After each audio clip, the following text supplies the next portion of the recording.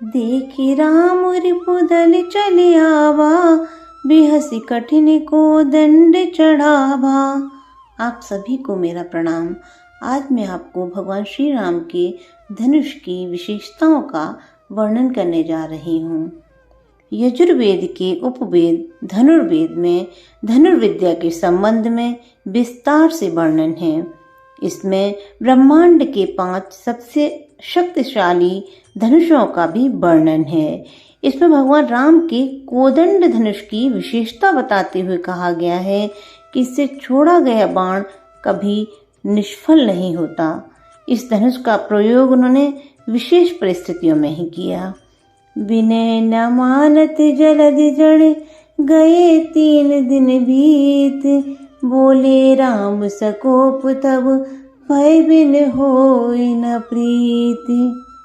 भगवान राम को समुद्र देवता से विनती करते हुए 3 दिन बीत गए, लेकिन समुद्र पर उनकी प्रार्थना का कोई असर नहीं हुआ। उन्होंने श्री राम को लंका पर चढ़ाई करने के लिए मार्ग नहीं दिया। तब राम ने क्रोध में अपने धनुष पर बाण चढ़ाया ही था कि समुद्र देवता उनके सामने प्रकट होकर क्षमा मांगने लगे। उन्होंने भगवान राम को समुद्र पर सेतु निर्माण का उपाय भी बताया। भगवान राम ने समुद्र को दंड देने के लिए जो धनुष उठाया था उसका नाम कोदंड था। कोदंड यानी बांस का बना हुआ। ऐसा माना जाता है कि ये 5.5 हाथ लंबा था और इसे धारण करने की सामर्थ्य राम के अतिरिक्त किसी और में नहीं थी। इस धनुष की विशिष्टता का अंदाजा इससे ही लगाया जा सकता है कि इसके नाम पर ही भगवान राम का एक नाम कोदंड राम भी है।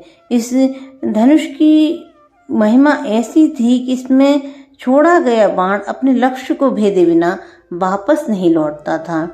एक बार श्री राम की शक्ति को चुनौती देने के उद्देश्य से देवराज इंद्र के पुत्र जयंत ने कौवे का रूप धारण कर लिया और सीता जी के पांव में चोंच मारकर उड़ गया। श्री राम को जब इसका पता चला और उन्होंने देखा कि सीता जी के पांव से रक्त बह रहा है तो उन्हें बहुत क्रोध हुआ। उन्होंने एक सरकंडे को बाण बनाकर संधान किया। बाण कोए के रूप में जयंत का पीछा करने लगा। प्राण संकट में देखकर जयंत अपने पिता इंद्र के पास पहुंचा, लेकिन जब इंद्र को इस घटना का पता चला तो उन्होंने भी श्री राम के बाण से उसकी रक्षा करने में असमर्थता व्यक्त कर दी।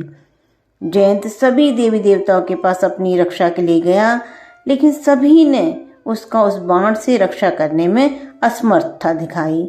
यह देखकर जयंत निराश हो गया। उसे समझ आ गया कि उससे बहुत बड़ी भूल हो गई है। अब उसकी मृत्यु निकट है। उसे निराश देखकर नारद जी ने जयंत से कहा कि इस बाण से तुम्हें प्रभु राम के अतिरिक्त और कोई नहीं बचा सकता, तुम उन्हीं की शरण में जाओ। हारकर जयंत को भगवान राम की शरण में जाना पड़ा।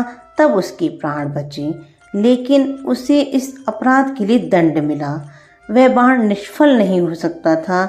श्री राम की कृपा से उस बाण ने जयंत के प्राण तो नहीं लिए, लेकिन उसकी एक आंख हर ली। हरि को दंड कठिन जय भंजा, ते समेत नृप दल मद गंजा।